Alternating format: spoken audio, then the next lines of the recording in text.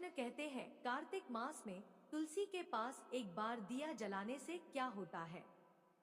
श्रोताओं, एक दिन देवी सत्यभामा भगवान श्री कृष्ण के पास आईं और उनसे पूछने लगी, हे स्वामी, आपने मुझे तुलसी के पौधे को जल देने का महात्म्य तो समझा दिया, लेकिन कार्तिक मास में तुलसी के पास दीपक जलाने का क्या महात्म्य है।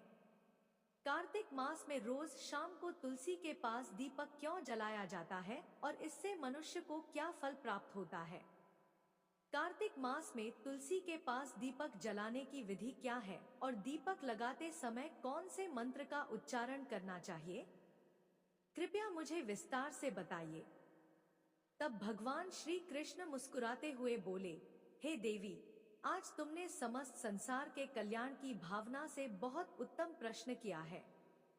तुम्हारे इस प्रश्न का उत्तर देने से पहले मैं तुम्हें एक प्राचीन इतिहास सुनाता हूँ, जिससे तुम्हें तुम्हारे सभी प्रश्नों के उत्तर मिल जाएंगे।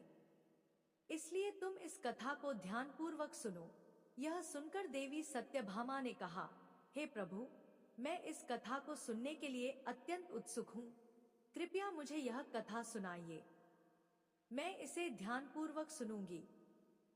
तब भगवान श्री कृष्ण देवी सत्यभामा को वह प्राचीन कथा सुनाने लगे। प्राचीन काल की बात है। दक्षिण दिशा में तुंगभद्रा नाम की एक विशाल नदी बहती है, जिसके किनारे हरिहरपुर नाम का एक सुंदर नगर बसा हुआ था। इस नगर में अभिजीत नाम के एक विद्वान ब्राह्मण निवास करते थे। वे अत्यंत गुणवान, चरित्रवान और धर्म का पालन करने वाले व्यक्ति थे, जिन्होंने वेदों और शास्त्रों का गहन अध्ययन किया था। श्रोताओं, अभिजीत की एक पत्नी थी, जिसे लोग दुराचारी कहकर पुकारते थे। उसके कर्म ही ऐसे थे जिससे लोग उसे यह नाम देते थे। वह हमेशा अपने पति का अपमान करती, उन्हें तुच्छ कहती और उन्हें दुखी करती थी। उसने कभी अपने पति के साथ प्रेम पूर्वक व्यवहार नहीं किया, न ही कभी उनके लिए भोजन बनाया। जब पति श्रोताओं या परिवार के लोगों को घर बुलाते, तो वह उन्हें भी अपमानित करके भगा देती थी। स्वयं वह अन्य व्यभिचारिणी स्त्रियों के साथ घूमती रहती थी और पराये पुरुषों में उसकी रुचि थी। फिर एक दिन अभिजीत ने अपनी पत्नी से कहा, हे भद्रे, तुम्हारा यह आचरण उचित नहीं है। इस प्रकार पाप करने से तुम्हारा ही अहित होगा। कृपया अब भी बुरे कर्मों को छोड़ दो। तुम्हारे इस व्यवहार से मुझे अत्यंत दुख होता है। तब पत्नी ने क्रोध में उत्तर दिया, ना जाने किस पाप के कारण मेरा विवाह तुम जैसे भिखारी के साथ हुआ है। लगता है पिछले जन्म में मैंने अवश्य कोई बड़ा पाप किया होगा, तभी मुझे ऐसा निर्धन पति मिला है।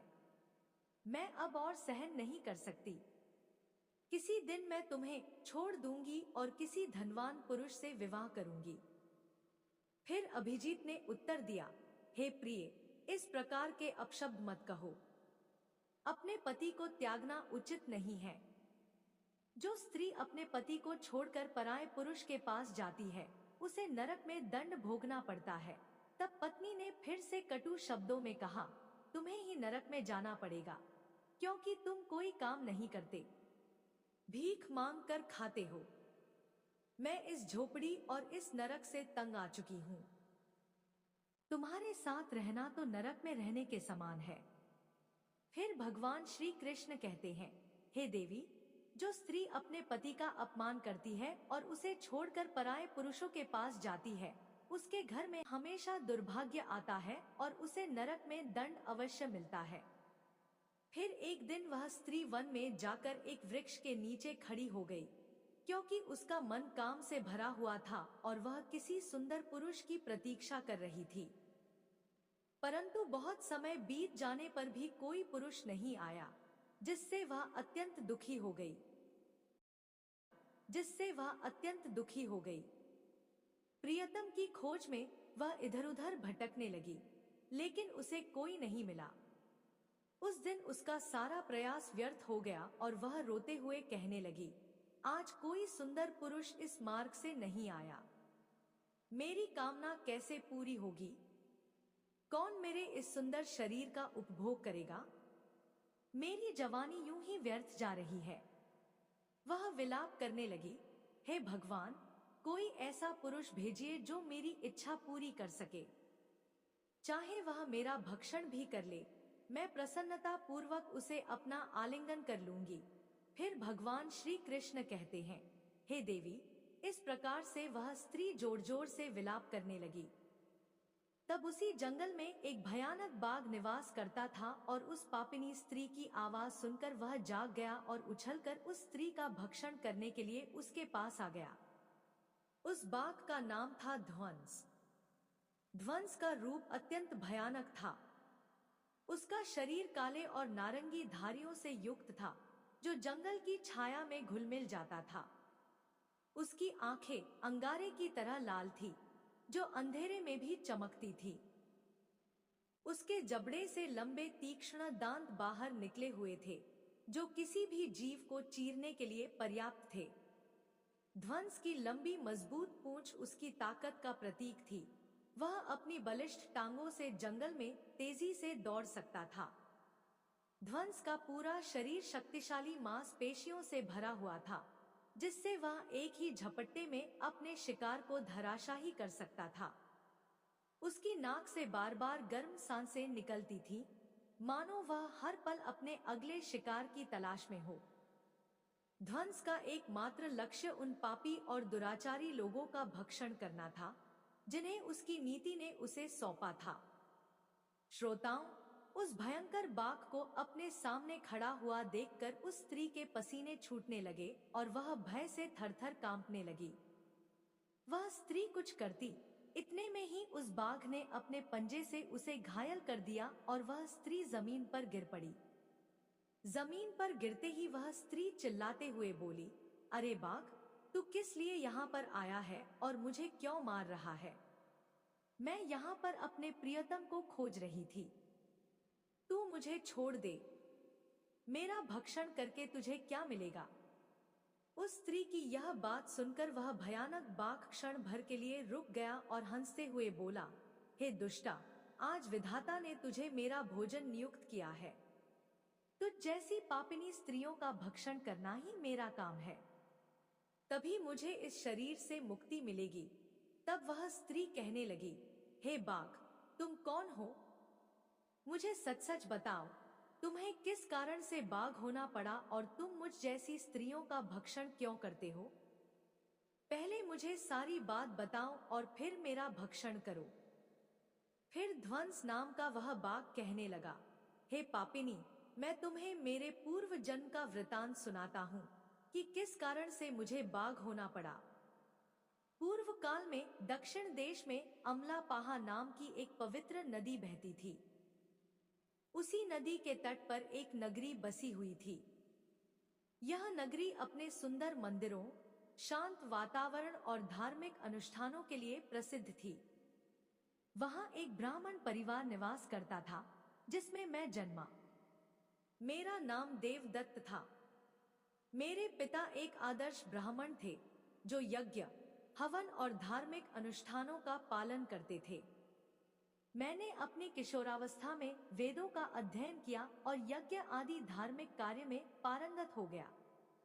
लेकिन जैसे जैसे मैं बड़ा हुआ, मेरे मन में धन का लोभ बढ़ता गया। मैंने अनेक यज्ञों का आयोजन किया, लेकिन वे धार्मिक उद्देश्य से नहीं, बल्कि धन के लिए थे। मैं पापियों के साथ बैठता था, जो धर्म का पालन नहीं करते थे, और उनके साथ भोजन करता था।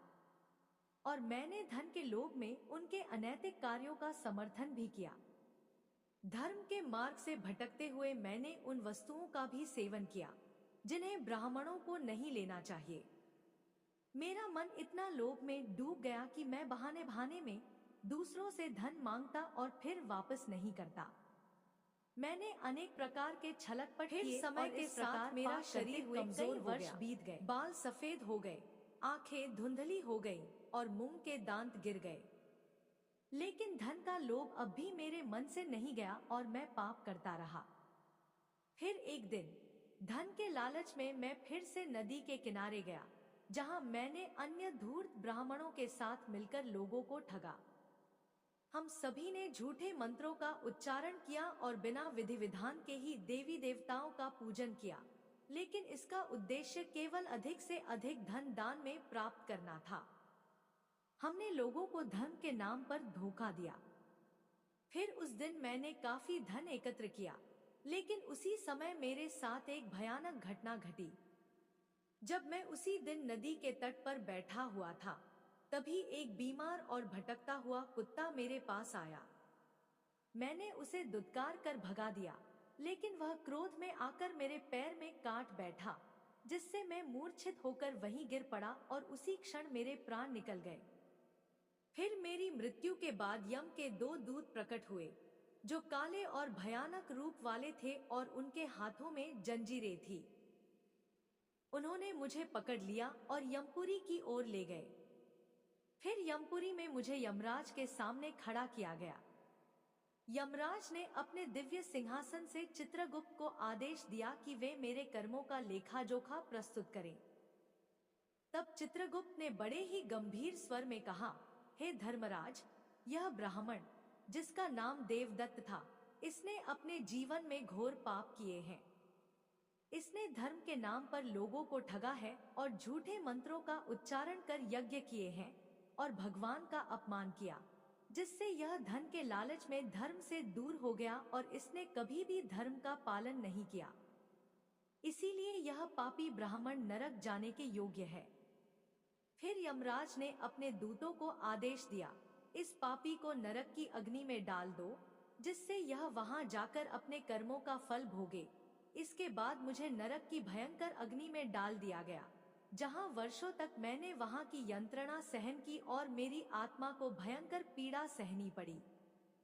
फिर अनेक वर्षों की सजा के बाद मेरे पापों के कारण मुझे बाघ का शरीर प्राप्त हुआ और मैं इस दुर्गम वन में निवास करने लगा। श्रोताओं, ध्वंस ने अपनी कहानी को समाप्त करते हुए कहा, अपने पूर्व जन्म के पापों का प्रायश्चित करते हुए मैंने संकल्प लिया कि मैं कभी भी महात्मा, साधु पुरुष या सती स्त्रियों का भक्षण नहीं करूंगा। मैं केवल उन पापियों, दुराचार और कुलटा स्त्रियों का ही भक्षण करता हूँ, जिन्होंने अपने जीवन में अधर्म के मार्ग पर चलकर दूसरों को दुख दिया है। मुझे विश्वास है कि ऐसा करने से मुझे मेरे पापों से मुक्ति मिलेगी और मैं इस शरीर से जल्द ही मुक्त हो जाऊंगा।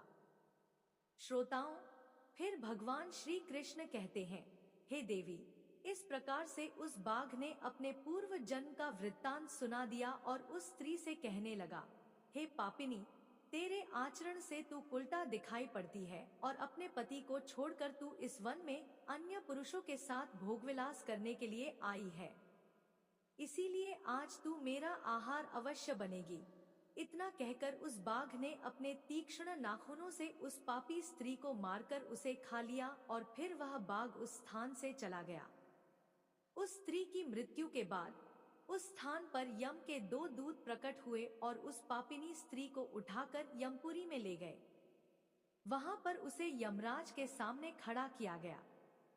फिर चित्रगुप्त उस स्त्री का लेखा जोखा निकालते हुए यम से कहने लगे, हे धर्मराज, यह स्त्री तो अत्यंत पापिनी है।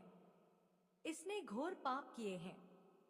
इसने व्यभिचार किया है और अपने पति की कभी सेवा नहीं की। अपने पति को भूलकर पराये पुरुषों के संग भोगविलास किया करती थी।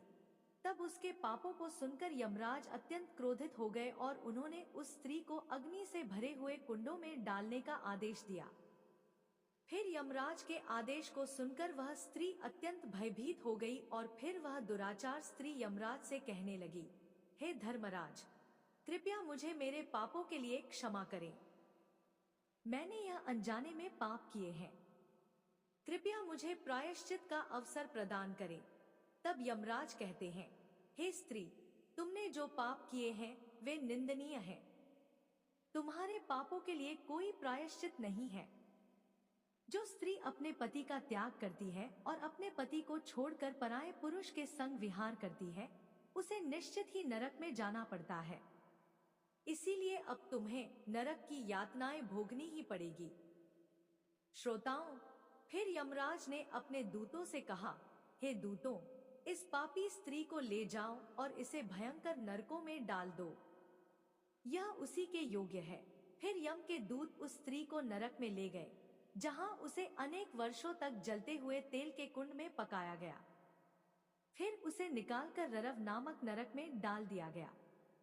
इस प्रकार से उसे कई वर्षों तक अलग अलग नरकों में डाला गया। फिर नरक में कष्ट भोगने के बाद वह महापाप स्त्री पुनः पृथ्वी लोक पर आकर चांडालन के रूप में जन्मी। फिर चांडाल के घर में जन्म लेकर वह फिर से अनेक पाप करने लगी, जिससे वह व्यभिचार में लिप्त हो गई और कई पापी पुरुषों के संग विहार करने लगी। फिर कुछ समय बाद पूर्व जन्म के पापों के कारण उसे कोढ़ का रोग हो गया और वह भयानक पीड़ा सहने लगी। उसका शरीर जलने लगा और उसकी आंखों में भी पीड़ा होने लगी और इस कष्ट को सहते हुए वह दिन बिताने लगी। फिर एक दिन वह तीर्थ में स्नान करने के उद्देश्य से अंतपुर में चली गई।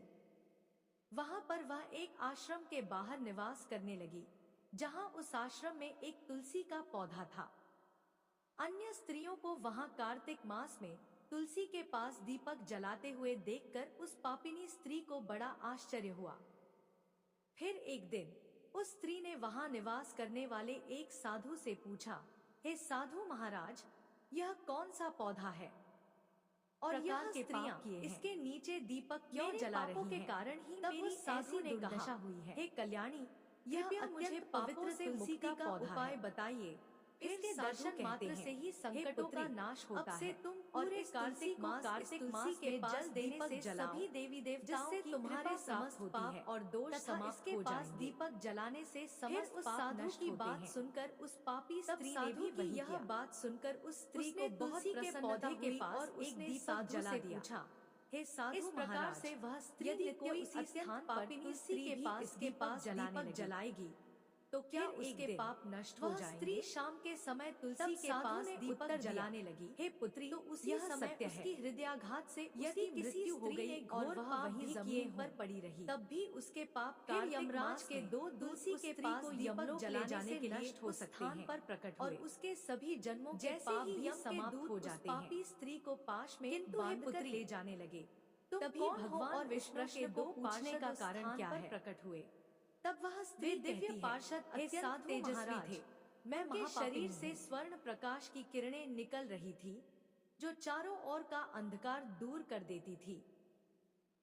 उनका रूप इतना मोहक और दिव्य था कि उन्हें देखकर किसी का भी मन श्रद्धा से भर जाता और उनके चेहरे पर शांत मुस्कान थी, जो अपार करुणा और दया का प्रतीक थी। उनके वस्त्र रत्न जड़ित और रेशमी थे, जो नीले और सुनहरे रंग में चमक रहे थे, मानो स्वयं वैकुंठ का सौंदर्य उनके व्यक्तित्व में समाया हो।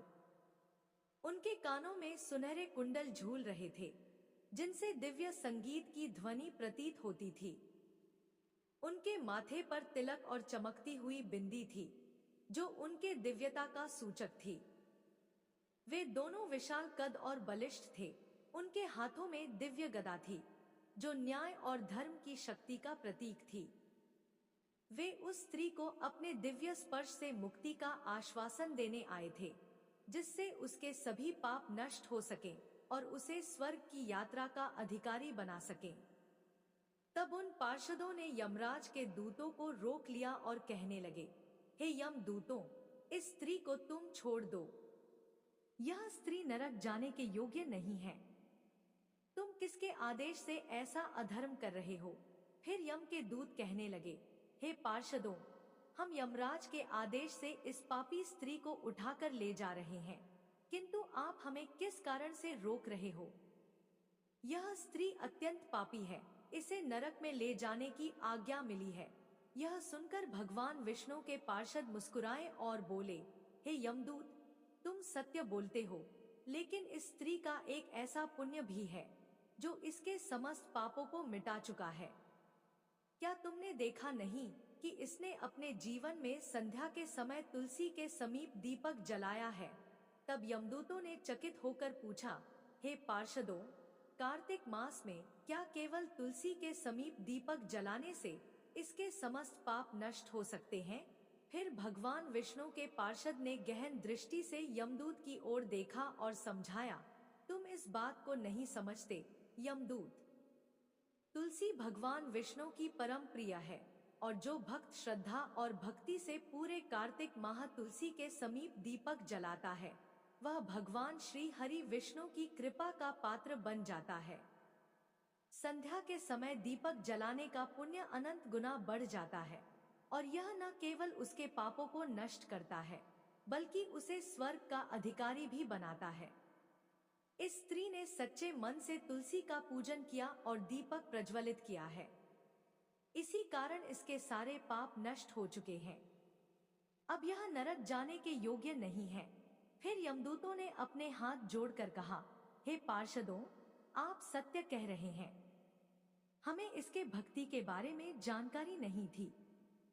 यदि यह भगवान विष्णु की प्रिय भक्त है तो इसे हम कैसे नरक ले जा सकते हैं। फिर भगवान विष्णु के पार्षदों ने मधुर स्वर में कहा, हे यमदूतों, अब तुम लौट जाओ। इस स्त्री ने कार्तिक मास में तुलसी की सेवा की है और उस दीपक की रोशनी में अपने सारे पापों को भस्म कर चुकी है। अब इसे विष्णु लोक में ले जाया जाएगा जहां इसका स्वागत होगा। यह अब स्वर्ग की अधिकारी बन चुकी है। प्रिय श्रोताओं, पार्षदों की यह बात सुनकर यमदूतों ने उस स्त्री को वहीं छोड़ दिया और यमलोक लौट गए। तब वहां जाकर उन्होंने यमराज को सारा वृत्तांत कह सुनाया। फिर भगवान विष्णु के पार्षद उस स्त्री को दिव्य विमान में बिठाकर स्वर्गलोक ले गए। अब भगवान श्री कृष्ण ने कहा, हे देवी सत्यभामा, इस प्रकार कार्तिक मास में तुलसी के पास दीपक जलाने मात्र से ही मनुष्य के सभी पाप नष्ट हो जाते हैं। जो स्त्री पूरे कार्तिक मास शाम को तुलसी के पास दीपक जलाती है वह सौभाग्यशाली बनती है और उसके पिछले जन्मों के सभी पाप नष्ट हो जाते हैं और उसे सुख संपत्ति की प्राप्ति होती है। रोज तुलसी के पास दीपक जलाते समय इस मंत्र का उच्चारण करना चाहिए। ओम तुलसी देव्य च विद्महे विष्णु प्रियाय च धीमहि तन्नो वृंदा प्रचोदयात्। भगवान श्री कृष्ण ने कहा, हे देवी, हजारों अमृत के घड़ों से नहलाने पर भी श्री हरि को उतनी तृप्ति नहीं मिलती जितनी तुलसी का एक पत्ता चढ़ाने से मिलती है। 100,000 गोदान से जो फल प्राप्त होता है वही फल तुलसी पत्र के दान से मिल जाता है। जो मृत्यु के समय अपने मुख में तुलसी पत्र का जल पा लेता है वह संपूर्ण पापों से मुक्त होकर श्री कृष्ण के धाम जाता है।